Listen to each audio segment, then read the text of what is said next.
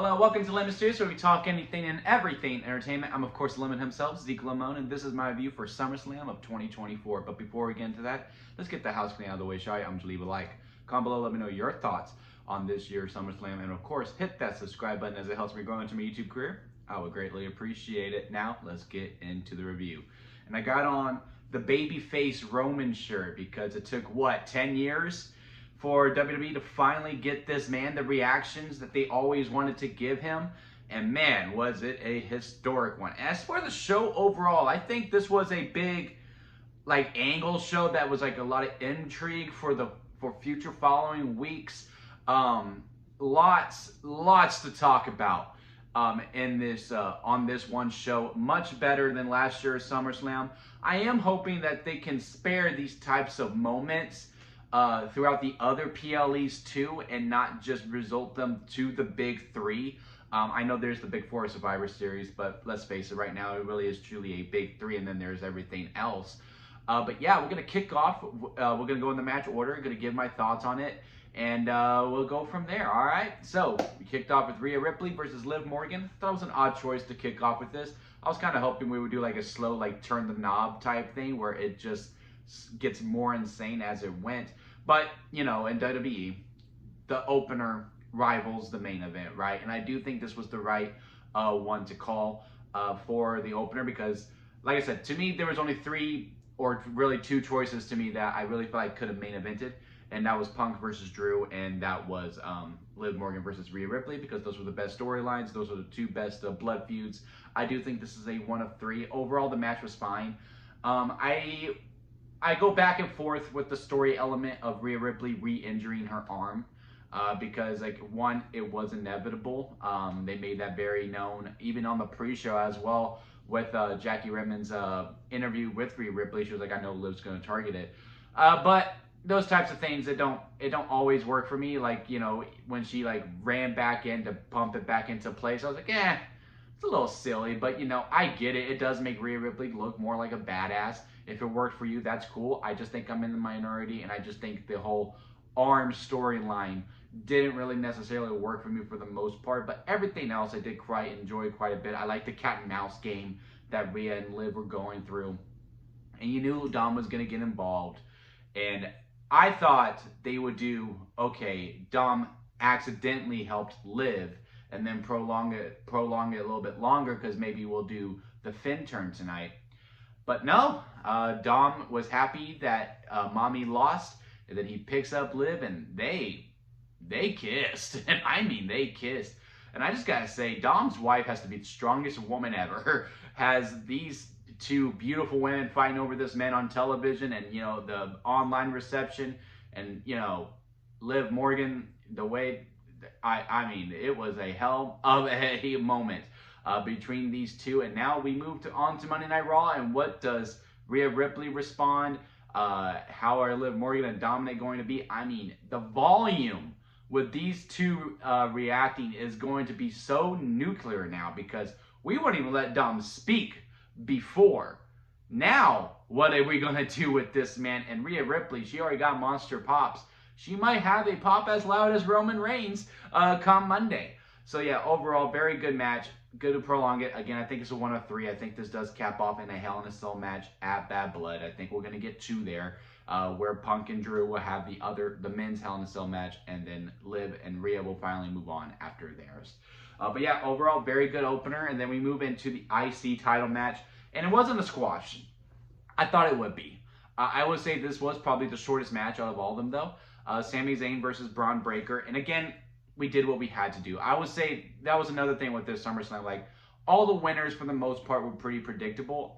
Again, a lot of these matches, you could have gone either way. That would have made very intriguing television. But overall, they took not necessarily the safe route, but what the story called for with a lot of the wins. And Braun Breaker won the IC title, which was going to be one of 4 title changes on this evening, which I honestly didn't have on my bingo card. And especially with how we did it. I mean, it was back to back to back to back to back. It was really, again, just a very memorable SummerSlam. But yeah, Braun Breaker learned from his mistakes. He took Sami seriously. He did hit the ring post, but you know that's what you're gonna do with Braun's moveset. Overall, very decent match. I don't really recall much happening from it that was like super memorable. But yeah, Braun Breaker won the IC title. Really happy to see that. The US title match between Logan Paul and LA Knight. Again, we did what we had to do. It was the right person to win. I was a little bit nervous after Braun Breaker won. I was like, oh, would they do 2 title changes back to back? They probably could have put something in the middle there. But again, did what we had to do. I like the addition of MGK. And look, we could talk about Logan Paul as a person, but as a wrestler, he's a hell of a performer. I mean, that moonsault that he did when he jumped on the top rope and did it, that was absolutely phenomenal to see.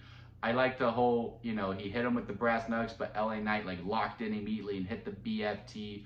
How he jumped all of his posse as well to get it going. And now we can get this US title going, and with that, every champion in WWE now for the first time in a really long time. I'm really having a hard time thinking when was the last time we had all full-time champions. I honestly think maybe Mania 29, or before the Rumble on the road to Mania 29 was the last time we had all full-time champions. I honestly think that. Maybe when Cena won it back. But anyway, really happy to see that.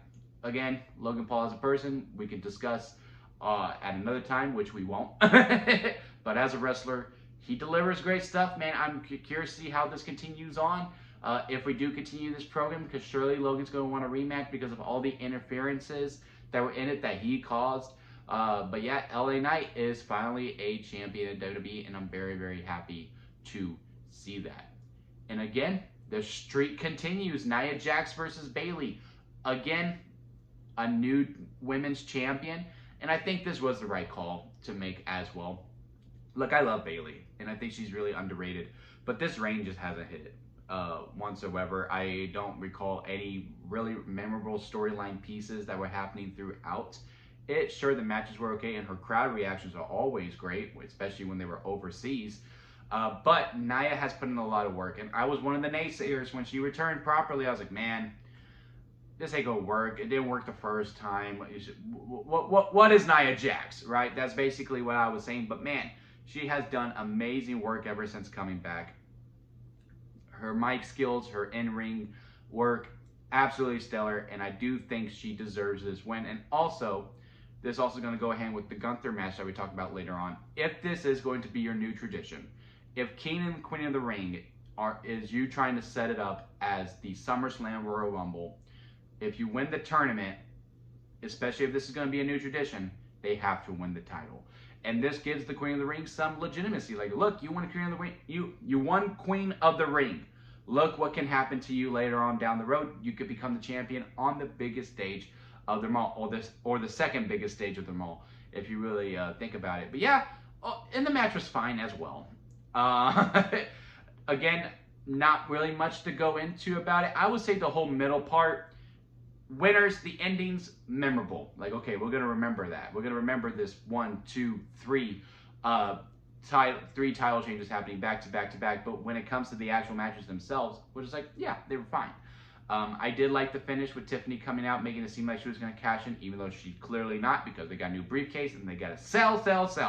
And then Nia using that to her advantage, hitting 2 annihilators to protect Bayley. So yeah, now we can go in different directions. I am very curious to see this power trip with, you know, the Queen as the champion and the Princess with the briefcase. It's going to be kind of like Star Wars, you know, with the rule of 2, where, you know, the apprentice, their job is to take over the master.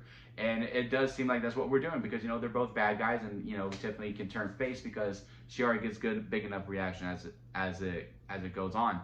And very curious to see what Tiffany's doing later on, because, you know, on SmackDown, that she had a conversation with Chelsea Green, which is a program I am also really looking forward to. And maybe we test her turning face with that program. Now, after that, what was next? Oh, only the biggest match that we had on the card, Drew McIntyre versus CM Punk. I loved it. I thought this was pure cinema. Punk looked great. I mean, WWE's going to tell you it's been 10 years, but it hasn't. I mean, he looks fine. I want to say, when was his last actual proper one-on-one match? It was the match with Mox, right? At All Out. and he doesn't look like he lost a step. Both arms looked fine. I loved all the story beat elements. Yes, they ripped off the 1996 SummerSlam match, but guess what? I never saw it. I looked it up and saw the comparisons online because, you know, people online like, bro, they just copy and paste it. I'm like, yeah, they did, but you know, it's been long enough. Y'all know my philosophy. If it's been more than 5 years, you can definitely use it again. And you know, if it worked once, it will work again. I like Seth's outfit. I would have liked if he would have gone with the shorts and not the pants, but you know, it was a fine outfit. It was very Seth Rollins. I like how it all came down to the bracelet of the Larry and AJ friendship bracelet that was made for Punk. And, you know, Seth having on, like, look, I'm just protecting it. I'm just having it all right now. You can have it back later. And that's what got CM Punk more in the head.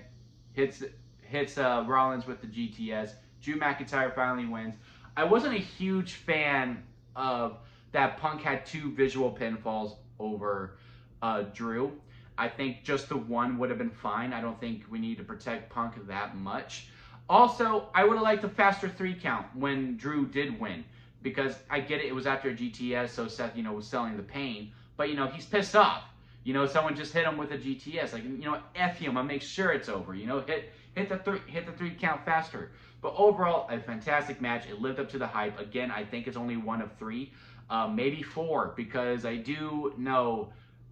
Well, I don't know, but I would assume with how much Seth was involved, we are probably getting a triple threat match at Bash at the Berlin, or maybe Seth goes after Gunther, and maybe that's Gunther's first title defenses, Gunther versus Rollins. But again, very, very intrigued because there's no way this is over, because there wasn't a real clear winner.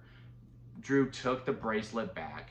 We got to tune in on Monday night to see how this all unfolds, and Monday looks very beefy because now we got Gunther versus Priest. And as I already alluded to, Gunther won. And God have mercy on the roster, man. And also, I love this match. To me, this was the best match of the night.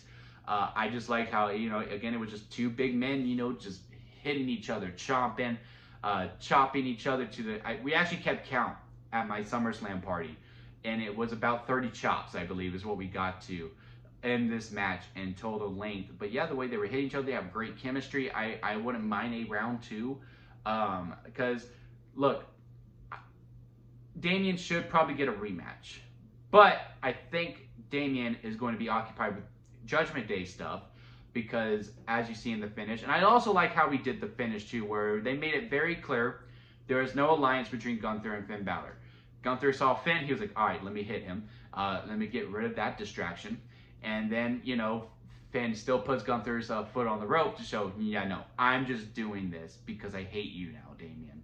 And it's a good, you know, callback, you know, to last year's SummerSlam as well. Sure, Damien didn't, you know, put Seth's foot on the rope or anything like that.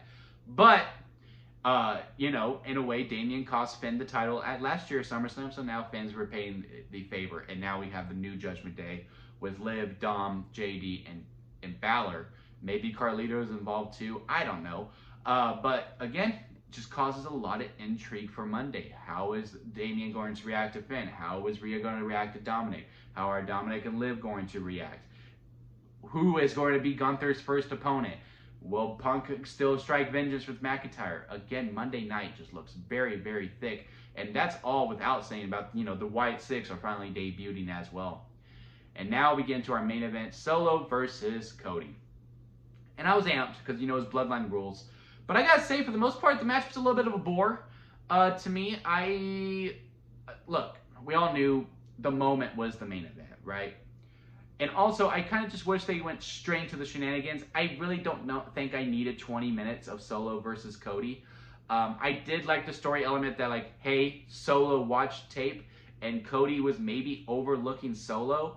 That was a very interesting story element there. If it would have stayed as a normal one-on-one match, sure, by all means. But I did not need to wait like 15 minutes until the Bloodline showed up. I would have just liked it, hey, let's just get into it.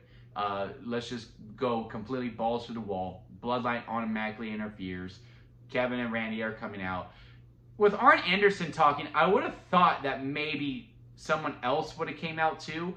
I don't know if it was Arn who called Roman and he was the one that got Roman there.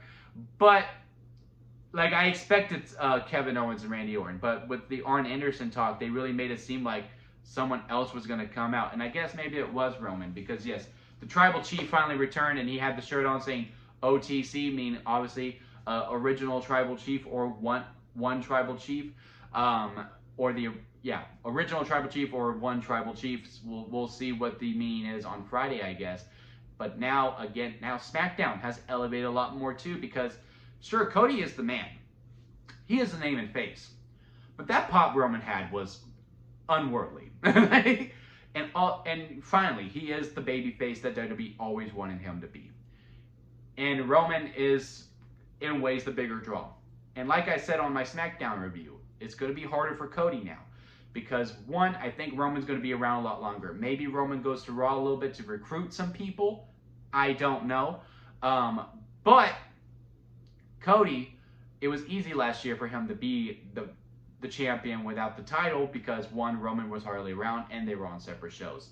Now they're going to be in the same house around the same time, but one is significantly going to get probably more TV time than the other. So this is going to be a true test on Cody's reign, if he can still be that main event level that WWE, he's clearly the number 2, or maybe he is number 1, but we will see how much of a number 1 he truly is now that Roman is back, and now they have 2 separate storylines going on as opposed to facing each other. But I did like how they were looking at each other like, hey, respect, we do need to go around 3, but you got your business and I got mine. I honestly wouldn't mind if there was a segment between them on SmackDown, and see what the battle lines are between them. Like, look, once I'm done with Solo, I am coming for you. Or maybe it's like, hey, once I'm done with Solo, I still have some business with Seth, but as soon as I'm done with those 2, it's me and you, buddy. So yeah, overall, great SummerSlam, great build up for Raw and SmackDown to elevate both shows. Both of them really do feel must see this week. Again, a big step up, and we'll see. Now that we are clearly on the road to, I guess, Survivor Series, the next one, we got Bash at the Berlin in 4 weeks. Again, nice little build up between. I hope we don't go back to 5 matches, because even though this show did go long, and I was like, yes, I am ready for 2-night SummerSlams, because a lot more could have gotten on the card. The White 6-6-man tag would have definitely gotten on the card if there was a 2-night SummerSlam, and along with some others I can think of, maybe Karrion and Xavier. The women's tag titles would have gotten on the show. The tag titles would have gotten on the show. We would have done DIY versus the Bloodline on SummerSlam. So yeah, I am ready for the 2-night SummerSlams, because this show did go long, but I did like how we had 7 matches. But now we'll probably go back to 5, and I guess that would be okay. I wonder if Cody will have the week off. But yeah, let me know what y'all thought of SummerSlam down in the comment section. If you did make it this far, leave a like. I do greatly appreciate it. And again, hit that subscribe button as we do continue this wrestling coverage, and along with movie and television coverage as well, if you are into that as well. And until next time, guys, I'll see you here at Limit Studios.